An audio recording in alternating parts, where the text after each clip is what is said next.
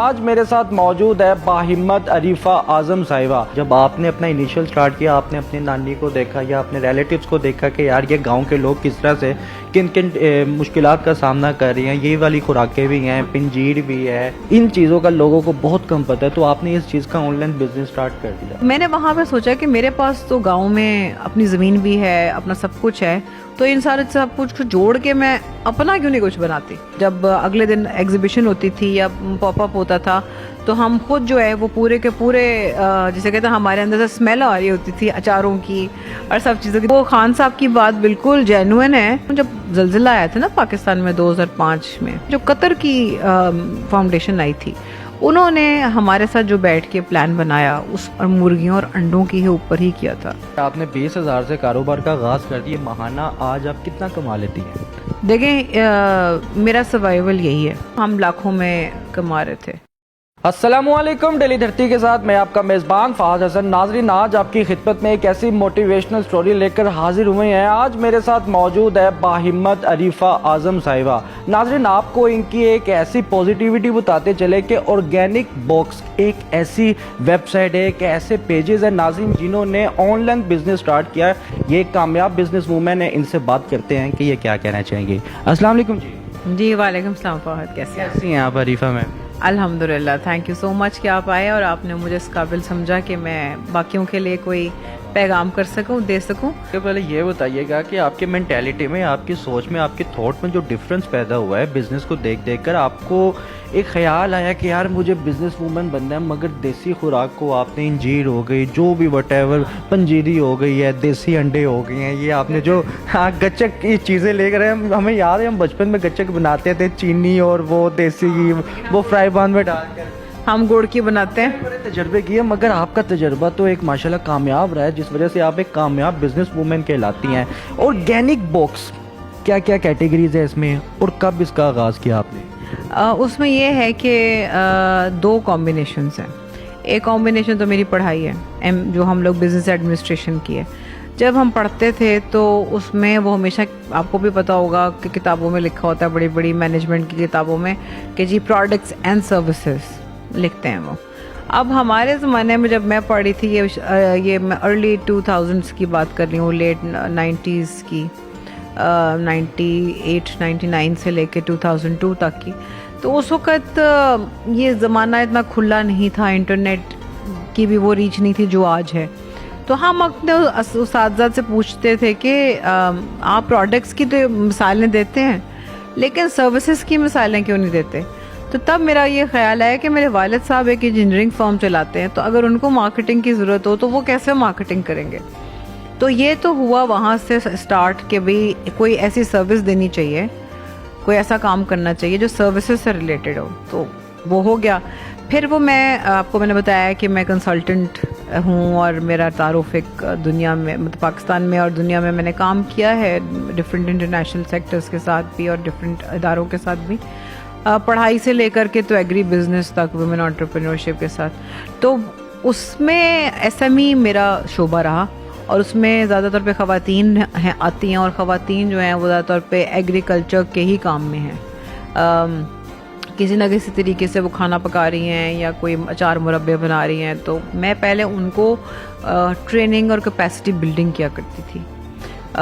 اپنی کمپنی تھی اور اپنی ہی کمپنی سے پھر اس کو سٹارٹ کیا تھا. پھر اس کے بعد میری دیکھتے ہوئے، میرا رجحان دیکھتے ہوئے، میری سکسیس دیکھتے ہوئے، پھر مجھے ڈفرینٹ اداروں نے کانٹریکچول کنسلٹنٹ کے طور پہ کام کرنا شروع کیا. پھر ایک دفعہ میں اسی طرح سے 2000 آئی تھنک 13 کی ہی بات ہوگی یا 13 کے اینڈ اگست کی، بیفور آرگینک باکس بنا، میں ایک تھائی لینڈ میں بیٹھی ہوئی تھی اور وہاں پہ تھائی لینڈ میں بینکاک کے اندر ایک کانفرنس ہو رہی تھی، ایشین پروڈکٹیوٹی آرگنائزیشن. تو وہاں جا کے جب وہ باتیں کر رہے تھے تو میں نے یہ سوچا کہ وہ تھی ساری ایگریکلچر پہ نا، تو کہ کیسے دنیا چینج ہو رہی ہے. اور انہوں نے 2013 میں بتایا تھا کہ 2025 کے اندر آپ کی فوڈ اسکارسٹی آنے والی ہے، کیونکہ تو بہت ساری باتیں ہوئی وہاں پہ. تو میں نے وہاں پہ سوچا کہ میرے پاس تو گاؤں میں اپنی زمین بھی ہے، اپنا سب کچھ ہے، تو ان سارے سب کچھ کو جوڑ کے میں اپنا کیوں نہیں کچھ بناتی. सो जब मैं वापस आई तो मैंने अपनी वालदा से डिस्कस किया. वो बहुत इनोवेटिव खातून थी, अल्लाह उनको जन्नत नसीब करे. और उनका भी इंटरनेट के ऊपर मौजूद है उनकी प्रेजेंस हमारे ब्रांड के उसके ऊपर भी और वैसे भी. तो मेरी नानी, उनकी जो रेसिपीज़ थी जैसे अलसी की पिन्नियाँ हो गई. सो मेरी वालदा, और उन्हीं दिनों में ये फार्मर्स मार्केट लाहौर में काफ़ी लगना शुरू हो गई थी. तो मैंने को देखते हुए उसको स्टडी किया कि क्या चीज़ की कमी है. सो हर कोई ना कोई सोप बना रहा था, कोई और चीज़ बना रहा था, कोई शरबत बना रहा था. तो जो हमारे पास प्रोडक्ट्स थी फिर हमने उनको एज इट इज़ ला के मार्केट में पहले रखा और उसकी टेस्टिंग वगैरह कराई. लेकिन फिर हमें मार्केट से पता चला कि ये इस तरह से नहीं, इस तरह से करना है. फिजिकली आई वॉज एक्चुअली, हम लोग सारे फिजिकली काम कर रहे थे. हम लोगों ने कभी किसी को रखा नहीं है कि भाई हमारे अभी ये काम है तो मिर्च है तो उसको हाथ नहीं लगाना, हल्दी है तो उसको हाथ नहीं लगाना. हमने खुद हल्दी हो गए, हम खुद मिर्च हो गए. और रातों के जब अगले दिन एग्जीबिशन होती थी या पॉपअप होता था तो हम खुद जो है वो पूरे के पूरे जिसे कहते हैं हमारे अंदर से स्मेल आ रही होती थी अचारों की और सब चीज़ों की, देसी घी की. हम खुद खातून की निशानी होती है. हाँ, अब मैं क्योंकि इंग्लिश मीडियम स्कूल से वैसे तो पढ़ी हुई हूँ, लेकिन मैंने मेरी वालदा और मेरे दादा का बहुत रुझान था पढ़ाई की तरफ, लाइक किताब बीनी की तरफ. तो हमारी उर्दू और पंजाबी बहुत अच्छी रही. ये हमारे वालिदैन का हमारे पे बड़ा एहसान है कि उन्होंने हमारे अंग्रेज़ी स्कूलों में तो ज़रूर डाला, लेकिन उन्होंने हमारी रूट्स के साथ बैक टू बेसिक्स, मैं यूज़ करती हूँ hashtag back to basics with Arifa. तो वो उसका मकसद ये है कि हम वो वाला खाना खाएं जो हमारे आबाओ अजदाद खाते थे, साफ़ सुथरा. और अगर आपको साफ़ सुथरा नहीं भी मिलता तो कम से कम आपको ये पता हो कि कहाँ उग रहा है, कैसे उग रहा है. आप जाते हैं आपको बिल्कुल ये ना पता हो. और दूसरा, नई जो नस्ल है, जो इंग्लिश मीडियम नस्ल है, जिनका गाँव से ताल्लुक़ नहीं है, हर एक के गाँव नहीं होते, तो जो शहरी ही पले बड़े हैं उस जिसमें कोई मज़ायका नहीं है, जिसमें कोई बुरी बात नहीं है, वो उनको पता नहीं होता. उनके आगे से जो अब बच्चे हैं उनको पता नहीं है कि देसी घी कैसे बनता है. उनको ये नहीं पता कि दालों में फ़र्क क्या है. वो उसके रंगों से उसको पुकारते हैं, येलो दाल, ब्राउन दाल, ब्लैक दाल, जबकि हम उन दालों के नाम लेते हैं. तो पंजीरी का नहीं पता था. तो हमने, मेरी वालदा ने कहा कि उनके ज़माने में पंजीरी में हर चीज़ मोटी मोटी होती थी, तो उन्होंने उसको इनोवेट करके उसको सारी चीज़ों को पीस के आजकल के फिर बच्चों ने, हमने टेस्टिंग कराई तो बड़ी पसंद आई लोगों को. तो उसमें फिर इस तरह से ये चीज़ जो पहिया है ना, ये आगे चलता गया. और मेरी वालदा की अनफॉर्चुनेटली कोरोना के दौरान पहली वेव में आफ्टरवर्ड्स उनकी अल्लाह ताला को वो प्यारी हो गई. लेकिन ये कि उनका ये मिशन, वो मतलब शी इज़ द फाउंडर, उनका ये पूरा उनका ये एक मेरे साथ मिलके था. मेरी बहन, मेरी भाभी, मेरे भाई और आगे से उनके दोस्त के पढ़े थे. मतलब वो मेरे सेल्स पर्सन्स वो थे और मैं हर एक को इंट्रोड्यूस करा रही होती थी, बता रही होती थी कि ये चीज़ है. हमने हर काम खुद किया है. इवन यहाँ तक कि कई दफ़ा जब मेरे वालिद साहब आ जाते थे जो कि इंजीनियर है, तो वो गुड़ का बताते थे कि ये असली गुड़ है, ये ऐसे. इंजीनियर साहब ज़रा गुड़ चेक करें. हाँ, तो वो बताते थे, उनकी पिक्चर्स हैं. और माशाल्लाह से हमारे जो स्टॉल्स थे जो जब भी लगाए हैं तो उस पर बड़े बड़े नाम आए हैं. Totally online business?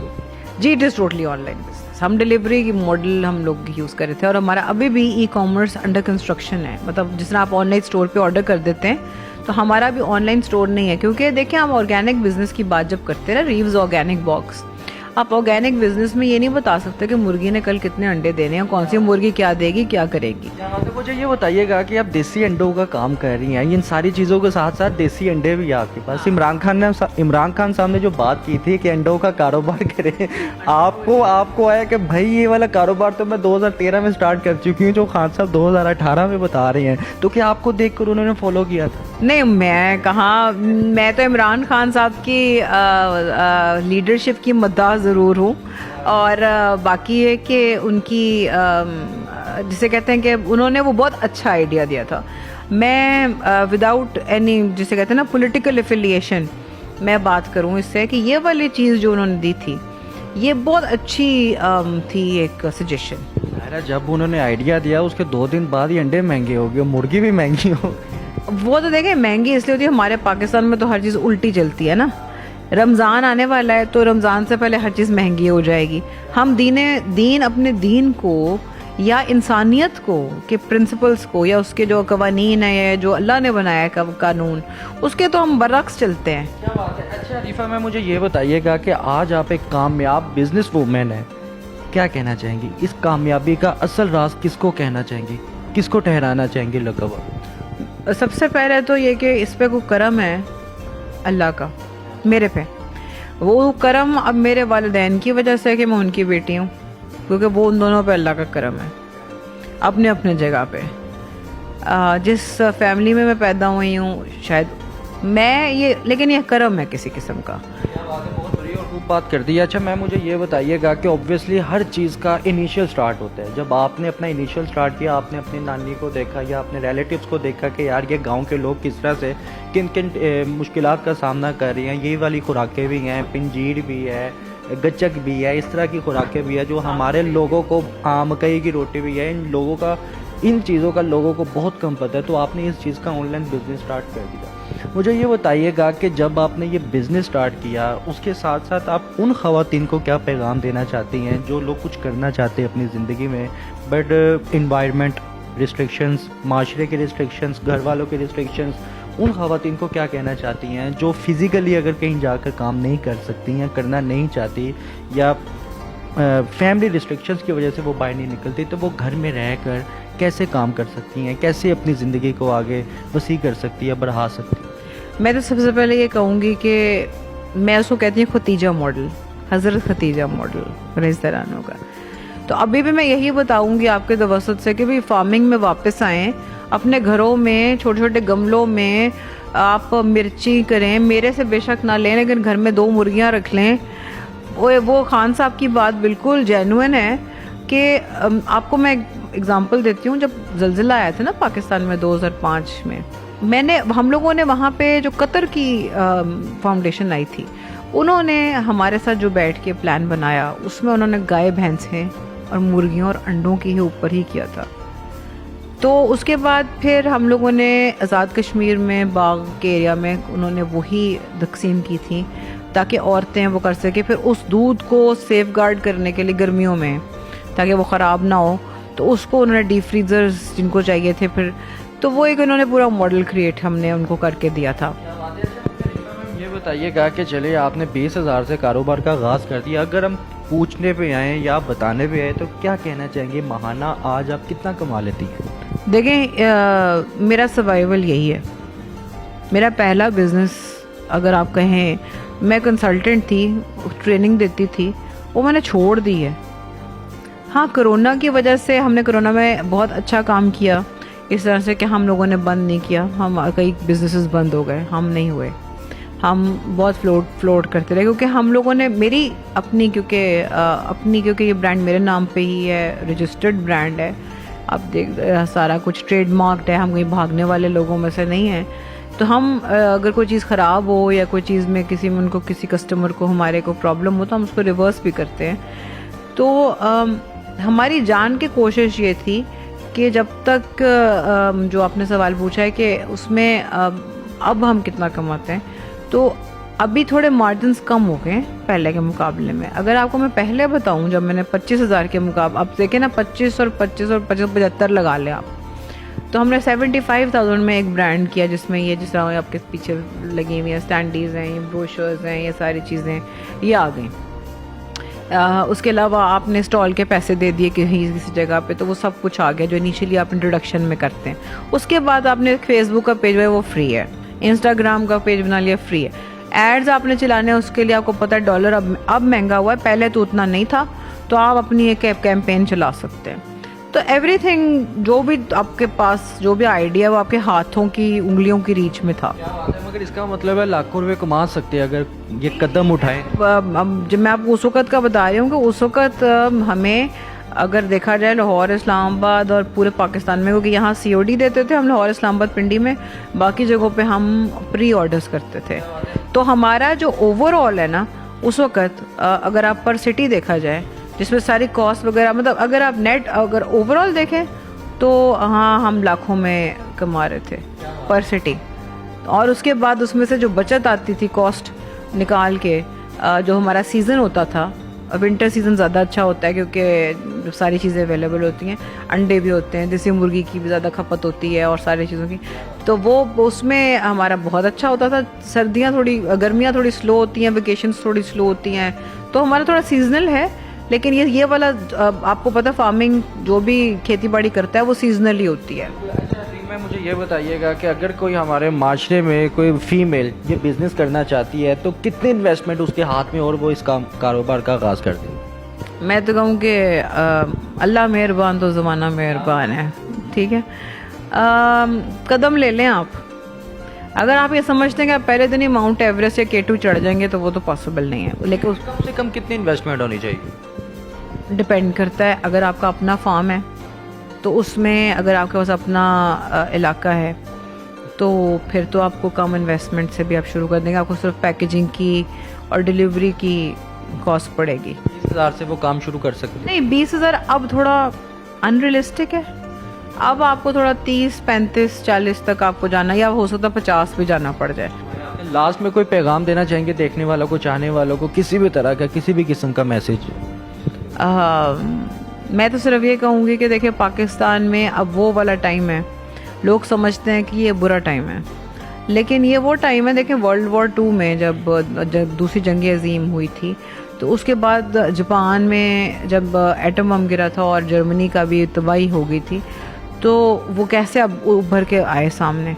तो हमारा भी इकोनॉमिक कंडीशन अगर डाउन है तो आप अपने घरों से बैठ के कोई छोटे छोटे कारोबार कर सकते हैं। किसी बड़े कारोबार, जिस तरह मैं को बहुत बड़ा कारोबार नहीं कर रही, मीडियम साइज़ के ऊपर हैं, आप हमारे साथ जुड़ सकते हैं अपने अपनी फील्ड में। अगर आप ऑटोमोबाइल का काम करना चाहते हैं, आप किसी ऑटोमोबाइल के साथ जैसे जुड़ सकते हैं, किसी के साथ।